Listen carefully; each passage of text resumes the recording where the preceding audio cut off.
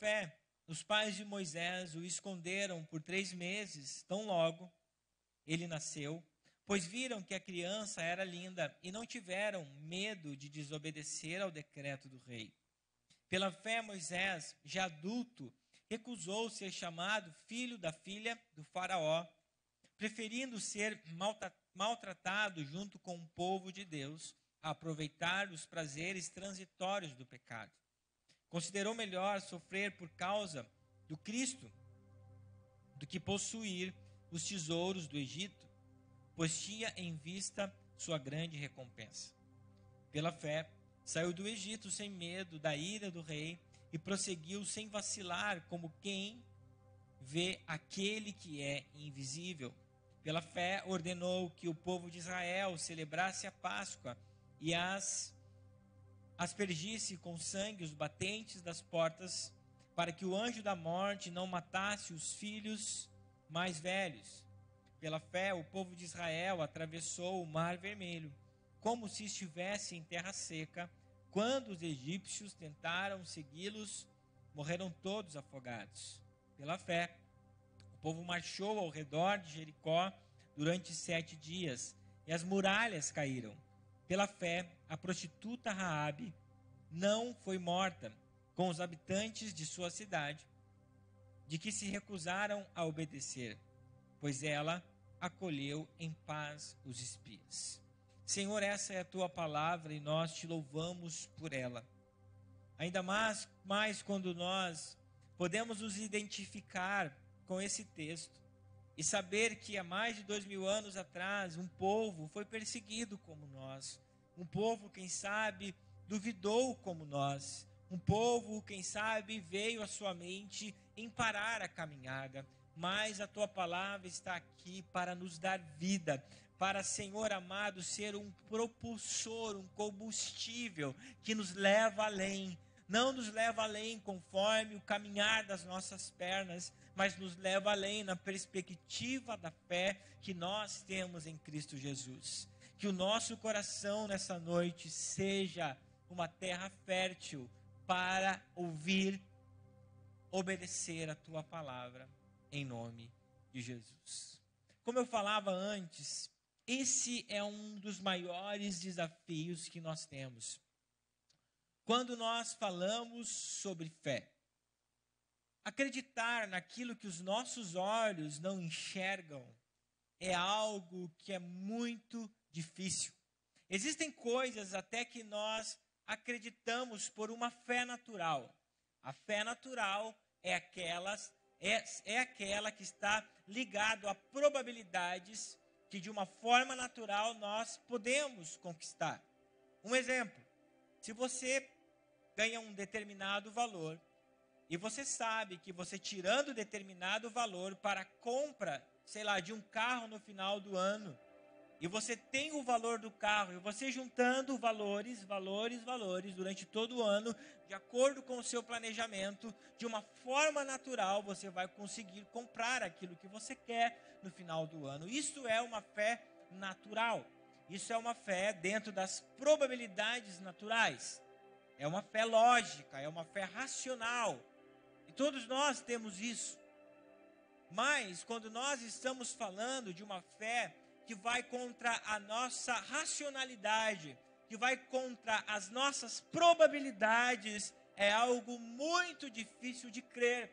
Quem sabe nós vamos ser chamados até de sonhadores, pessoas que vivem no utópico, pessoas que não vivem uma realidade.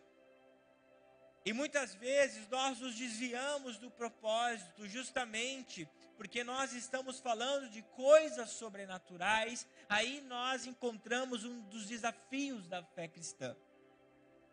Por isso que quando o escritor aos Hebreus vai falar sobre a fé, no capítulo 11, no versículo 1, ele precisa trazer uma definição que nós já estudamos sobre isso, mas eu quero relembrar a vocês. O versículo 1 diz: a fé mostra a realidade daquilo que esperamos. A fé mostra a realidade daquilo que nós não temos, mas nós esperamos.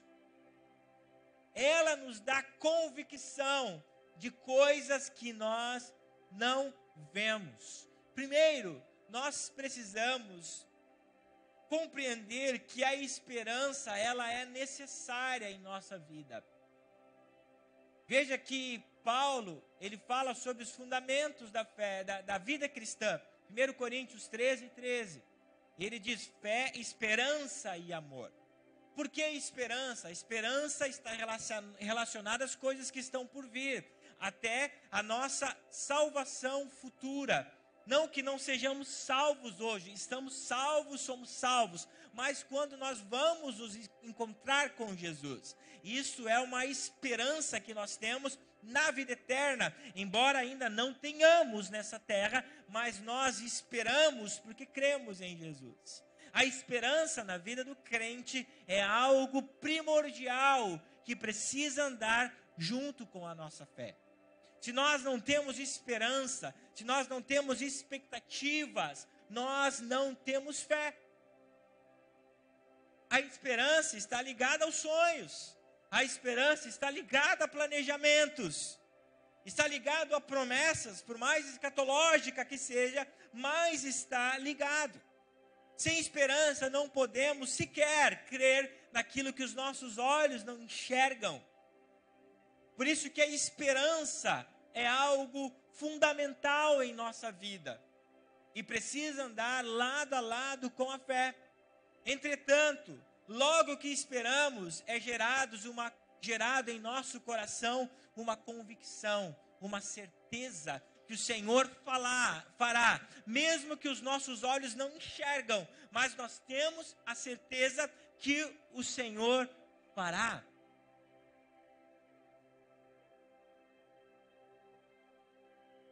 De uma forma prática para nós entendermos, e eu já falei isso algumas vezes, que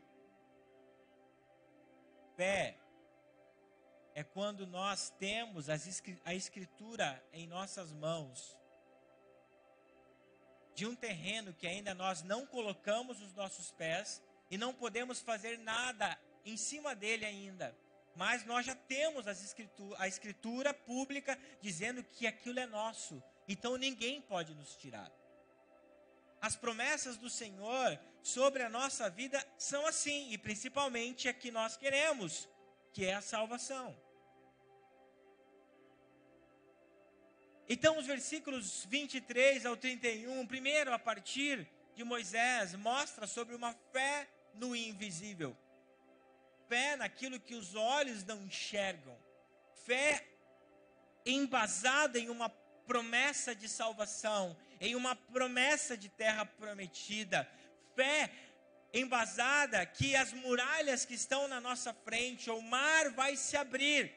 Fé que mesmo tendo um passado muito terrível, o Senhor pode restaurar e da nossa descendência nascer o Messias, quando o texto fala sobre a prostituta de Raabe.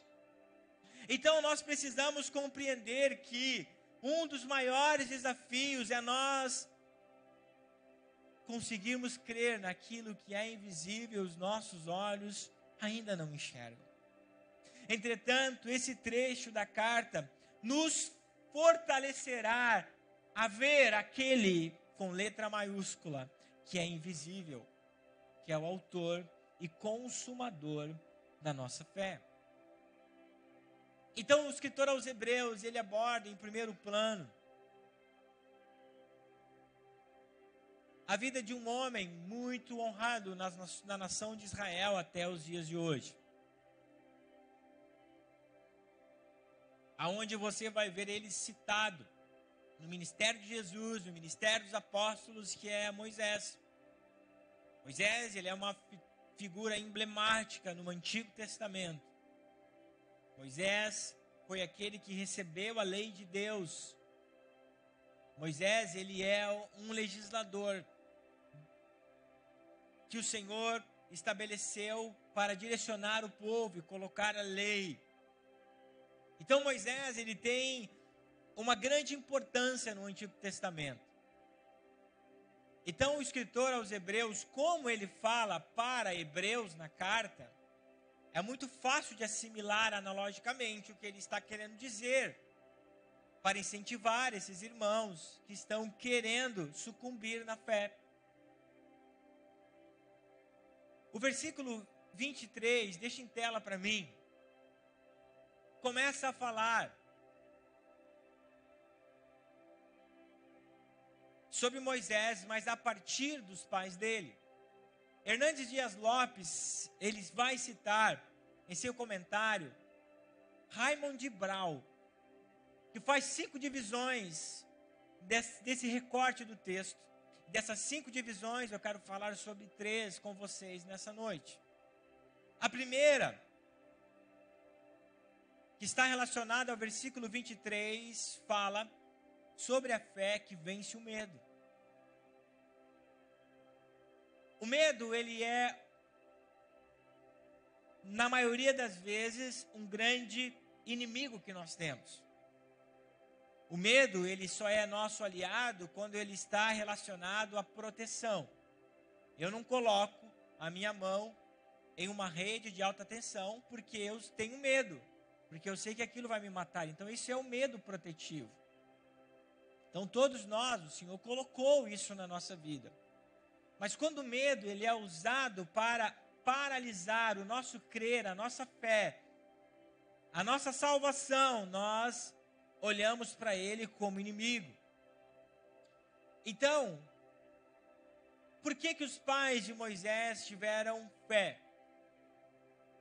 No capítulo 11, ou no capítulo 1 de Êxodo, nós vamos ver um decreto que o faraó, daquela época de Moisés, instituiu. O povo de Israel estava crescendo. Eles eram muitos homens. Se eu não me engano, 600 mil homens, fora mulheres, crianças e velhos. Estavam se tornando mais poderosos do que o próprio povo egípcio. Então o faraó falou com seus conselheiros e disse: ora, se esse povo se rebela contra nós, nós estamos perdidos. E eles não param de crescer, fazem muitos filhos. Então, a partir de hoje, o faraó instituiu um decreto. Todo o hebreu, a criança hebreia que nasça do sexo masculino precisa morrer. Colocou entre as parteiras isso e não aconteceu. E quando Moisés nasceu, Arã e Joquebede, lembra aquela musiquinha? Ô Joquebede, Moisés. Lembraram, né? Não quer que eu dance. Então Joquebede é a mãe de Moisés. Eu posso ouvir o choro do bebê. Eles foram contra um decreto. O faraó, gente, mandava matar.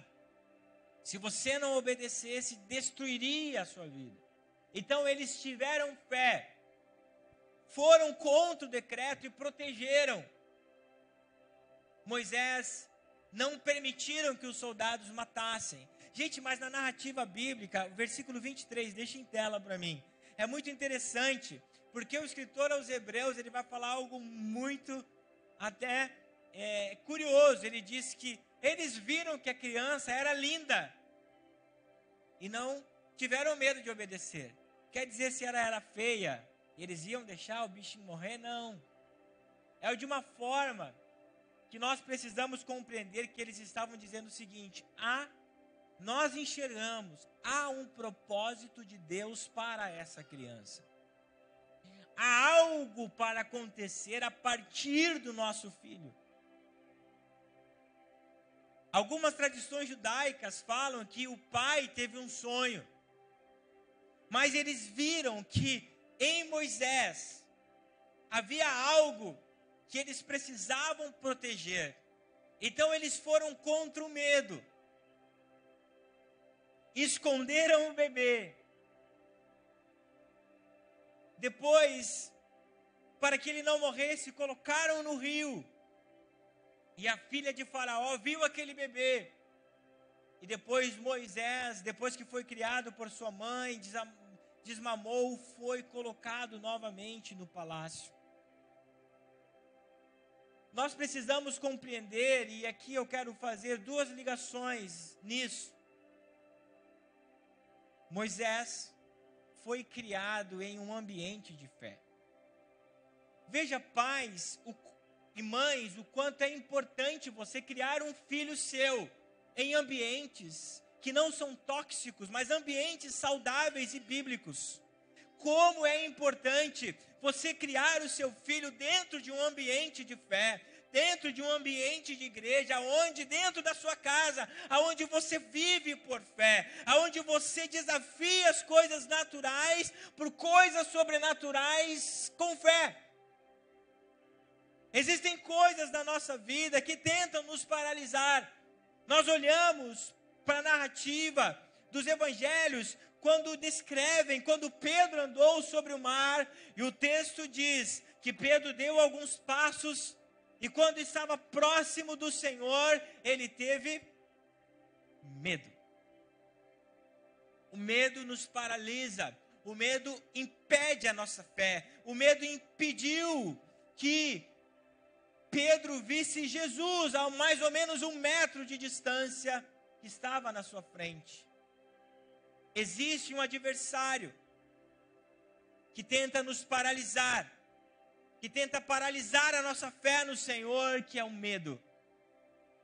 Então nessa noite nós precisamos colocar todas as nossas ansiedades, todos os nossos medos na cruz de Cristo.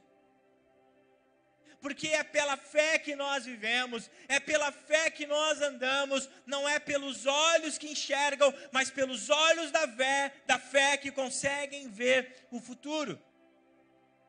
Em um tempo de opressão, em um tempo de morte, Arã e Joquebede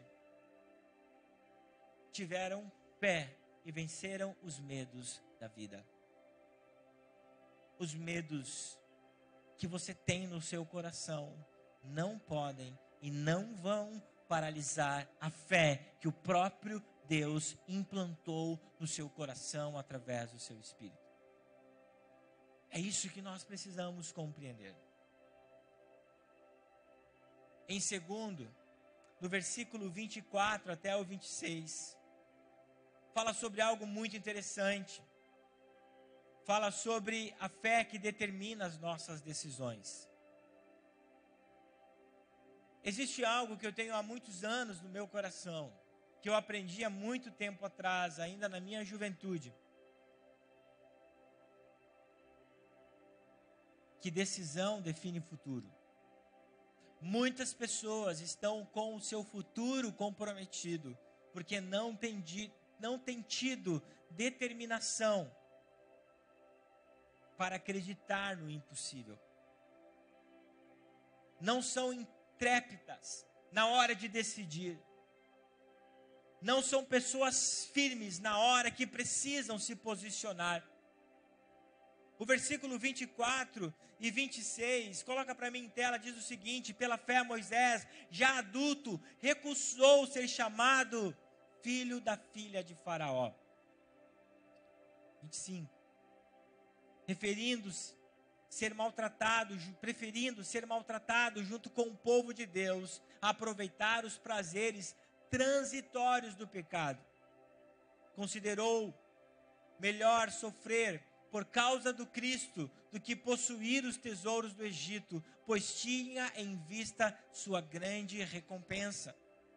Hernandes Dias Lopes diz que a fé dos pais de Moisés tornou-se a sua experiência. Por isso que, pais, novamente, eu quero dizer para você que você é um modelo de fé para os seus filhos. Que você é um modelo de cristão para os seus filhos. Que você é um modelo de conduta, um modelo de caráter para os seus filhos. O ambiente de fé, de acreditar no Deus de Israel, onde Moisés foi gerado, fez com que ele se posicionasse 40 anos depois, diante de situações que desafiaram o caráter que Deus forjou nele, mesmo ainda ele não reconhecendo que tinha O texto diz que foi pela fé que Moisés recusou as coisas do Egito. Pastor, o que o Egito tinha? Gente, o Egito, ele servia a um panteão de deuses. As 10 pragas do Egito, todas elas combatem a uma entidade. Quando as águas foram feridas com sangue, combate, eles adoravam as águas. Você está entendendo? Então, tudo relacionado, tudo que Deus fez. Quando Deus matou o faraó, Deus matou aquele que se sentia o Deus dos deuses. O Egito, ele era a maior potência mundial. Moisés tinha em suas mãos todas as coisas, porque era como se fosse neto do rei. E ele considerou largar tudo isso para seguir aquilo que Deus havia chamado. Sabe o que isso traz para nós? Que existem muitas coisas que parecem ser agradáveis, que nós estamos vivendo, mas fere Deus. Existem muitas coisas que nós não estamos deixando, porque nós não estamos agindo por fé. Nós estamos ainda vivendo esses prazeres transitórios e não estamos olhando para a eternidade que Cristo tem para cada um de nós. Ai, pastor, mas eu sou fraco. Então clame ao Senhor que você é fraco, que Ele vai fortalecer a sua vida. Foi pela fé que Moisés fez isso. Moisés tinha tudo que tinha, que queria, melhor dizendo. E, gente, conforme algumas crenças judaicas, Moisés, ele era extremamente sábio. Alguns autores colocam para ele, um dos criadores da álgebra, ele era instruído em ciências, o Senhor havia dado muita sabedoria a Moisés, e ele deixou todas essas coisas transitórias, deuses, aquilo que afagava o seu coração para viver aquilo que ele não via e ainda estava no futuro. Quantos estão me entendendo?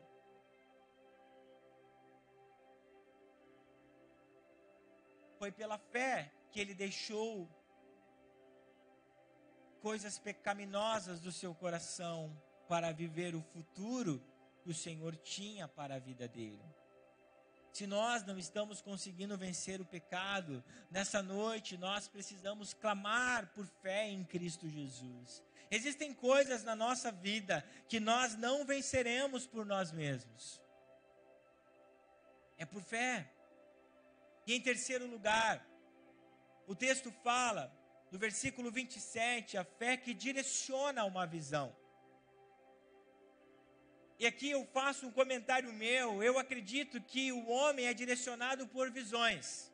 Todo homem, ele é direcionado por visões. Todo homem sem visão, ele está fadado ao insucesso. Rick Warren diz que uma vida sem propósito é igual à morte. Uma vida sem visão é igual à morte. Uma vida sem ter sonhos é igual à morte. O homem, ele é direcionado por visões. Isto é, visões humanas e visões de Deus. O homem, ele pode decidir viver a sua visão, mas o sábio Salomão diz que o homem que anda segundo o caminho do seu coração, ele está andando em caminhos de morte. Por isso que nós precisamos andar na visão de Deus, e a visão de Deus para a nossa vida é reconhecida, é entendida apenas por intermédio da fé. Um autor diz que uma fé inabalável deve ser edificada sobre convicções inabaláveis. Uma fé inabalável precisa estar fundamentado em convicções inabaláveis. Se o Senhor colocou em sua vida sonhos, esteja convicto disso, que a sua fé será inabalável. O escritor aos Hebreus mostra que a fé de Moisés para sair do Egito estava naquele que é invisível.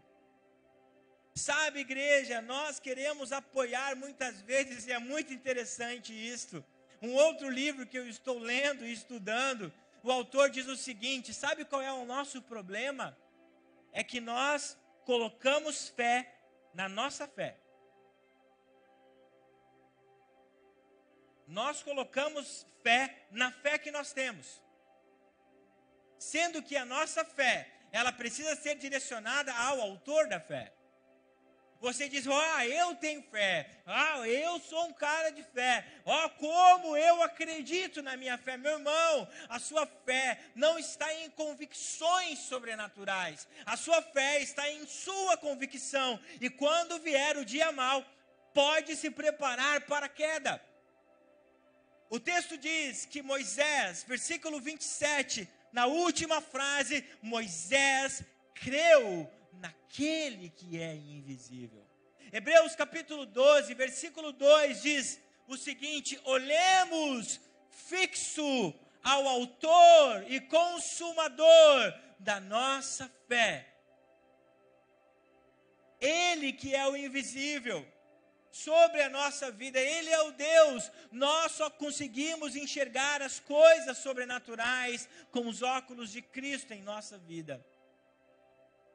Moisés, esse é o grande exemplo daquele homem que creu no invisível.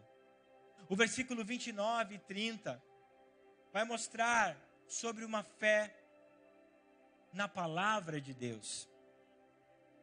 Uma fé que está relacionada à palavra de Deus. Pela fé, o povo de Israel atravessou o Mar Vermelho como se estivesse em terra seca. Quando os egípcios tentaram segui-los, morreram todos afogados. Pela fé, o povo marchou ao redor de Jericó durante 7 dias e suas muralhas caíram. Sabe, igreja, aí nós ainda estamos dentro da convicção sobrenatural. Nós podemos caminhar sobre a nossa palavra, ou nós podemos caminhar sobre a palavra do Senhor. Quando o Senhor chamou Pedro, eu acho, se eu não me engano, é o Evangelho conforme Lucas, que traz esse relato, diz o seguinte: Pedro havia pescado a noite toda, tentado pescar e não pescou nada. Então o Senhor Jesus disse para Pedro, pesque novamente. Pedro disse, eu não pesquei nada. E o Senhor disse, jogue a rede, vá para um lugar bem fundo. E debaixo da palavra do Senhor, Pedro lançou a rede. Nós podemos viver debaixo da convicção da nossa palavra, que é natural e tem prazo de validade, ou nós podemos andar debaixo da palavra do Senhor que Ele determinou sobre a nossa vida. Isso é uma convicção que está relacionada ao sobrenatural. Quando o Senhor pediu para Moisés instituir a Páscoa, Ele não estava falando sobre um livramento apenas dos primogênitos do povo hebreu, mas o Senhor estava falando sobre o livramento e salvação, não somente de primogênitos israelitas, mas de todo aquele que cresce em Senhor Jesus, no Senhor Jesus como seu Salvador. E aqui estão nós hoje nessa noite. Isso é ter uma fé na palavra. Se Deus colocou uma palavra sobre a sua vida, se Ele disse para você, volte a pescar, lance a rede, não deixe de lançar a rede. É uma fé na palavra. Mas, igreja, crer no invisível é muito complicado. Quando Israel foi liberto, havia um grande empecilho na sua vida, que era o Mar Vermelho. O livro de Êxodo, capítulo 12 até o 22, fala sobre isso. O povo começou a murmurar. A murmuração é algo que tenta visitar todos os dias a nossa alma. Quando nós não recebemos o que queremos, nós somos murmuradores. Começaram a murmurar, você nos tirou de Israel para morrermos diante desse mar, não tem saída. Gente, Deus, Ele é perito em nos dar saída quando nós estamos em becos sem saída. Moisés olhou para Deus e disse, o que eu faço? Moisés disse, apenas diga ao povo de Israel que marche. pegue o cajado, estenda as tuas mãos e diga que o povo de Israel marche. Sabe, igreja, nós teremos alguns mares vermelhos na nossa frente, mas se nós estamos debaixo da palavra do Senhor, tenha certeza que não será o mar vermelho que vai livrar, tirar você ou impedir que você chegue na terra prometida. E o texto diz que o mar se abriu. Ainda no versículo 30, fala sobre a outra experiência antes de entrar em Canaã. O povo de Israel ficou 40 anos no deserto. E quando foi conquistar a terra prometida, havia algo chamado de muralha. Josué capítulo 6 fala que o Senhor deu uma ordem para o povo marchar durante 7 dias.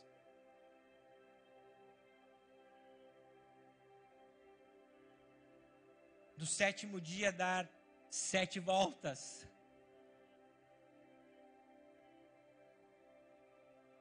Deus às vezes faz coisas loucas para confundir as coisas que são sábias. Você vai dizer, pastor, você que não sabe, não conhece a história. Disse, como que eles passaram essa muralha, gente? Eu acho que foi em 2017, eu tive uma aula de arqueologia. Alguns historiadores dizem que as muralhas de Jericó, em cima dela, passava uma estrada. Era um negócio largo. Como que eles passaram, pastor? Com marretas, se eles foram, não. Veja como é importante nós andarmos debaixo da palavra do Senhor. Eles deram as voltas durante 6 dias. No último dia, eles deram as 7 voltas. Tocaram as trombetas e gritaram. E as muralhas caíram. Deus quer nos mostrar que em muitas situações da nossa vida, nós não precisamos agir de uma forma lógica, de uma forma natural, mas nós precisamos apenas crer na sua palavra, andarmos com a palavra dele como bússola na nossa vida. O texto está dizendo que não existe mar e não existe muralha que podem parar aqueles que estão debaixo de uma palavra do Senhor para a sua vida. Se você tem uma palavra do Senhor para a sua vida, não será o mar e não será uma muralha que vai afastar você da promessa que ele tem para a sua vida. É uma fé que anda pela palavra de Deus. E por fim, essa para mim é a mais incrível. Que fala de uma forma abertamente sobre a fé salvadora. A prostituta Raabe. A fé que apaga o passado e honra o futuro. O escritor aos Hebreus, dentro da narrativa da conquista da terra prometida, lembrou de Raabe e colocou ela como uma heroína da fé. Raabe, ela era uma prostituta, alimentava a sua família, ou tinha um prostíbulo, alimentava a sua família através dessa prática.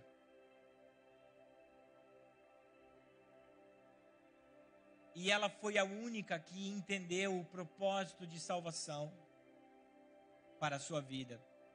E que o Senhor queria dar ao seu povo aquela terra. Então ela protegeu os espias que foram espiar a terra prometida de serem mortos pelos soldados de Jericó. E por causa disso, quando Israel tomou Jericó, não matou Raabe. Mas o que é mais incrível é quando nós vamos no livro de Mateus, no capítulo 1 e no versículo 5, nós vamos ver que Mateus fala sobre a genealogia de Jesus, a árvore genealógica de Jesus. E lá na árvore genealógica está dizendo que Raabe faz parte, que Jesus tem dentro da sua descendência uma mulher que viveu um passado totalmente tenebroso, mas por fé ela viu o futuro, creu em Jesus, foi salva. Sabe de uma coisa? Isso está nos dizendo que não importa o passado que nós tivemos, se nós decidirmos no presente por Cristo, Ele nos dará um futuro honroso, onde o nome dele será glorificado em nossa vida. Não há, igreja, nada que a borracha do sangue de Cristo não pode apagar em nossa vida. Nós estamos falando nessa noite, o ministério pode subir, em crermos naquilo que nós enxergamos. Que sabe, você olha para a palavra do Senhor, vê tantas coisas que são difíceis, vê tantas coisas que são complicadas na sua vida, pecados que você não consegue vencer. Você olha para Moisés e diz: uau, ele deixou os prazeres do mundo e eu não consigo. A palavra diz que ele fez isso pela fé. Então nessa noite entregue pela fé ao Senhor. Você vai dizer: pastor, o meu presente é tenebroso, o meu passado pior ainda. A palavra diz: entregue o teu caminho ao Senhor, confia nele e ele tudo fará. Se o seu passado não é digno de ser contado, eu quero dizer para você que seu futuro será digno de ser contado. Existirá uma vida que você viveu antes de Cristo e uma depois de Cristo. A fé que enxerga as coisas invisíveis. A fé que enxerga aquilo que não é lógico para os olhos humanos. A fé, a esperança que nos faz crer na salvação, que nos faz digno.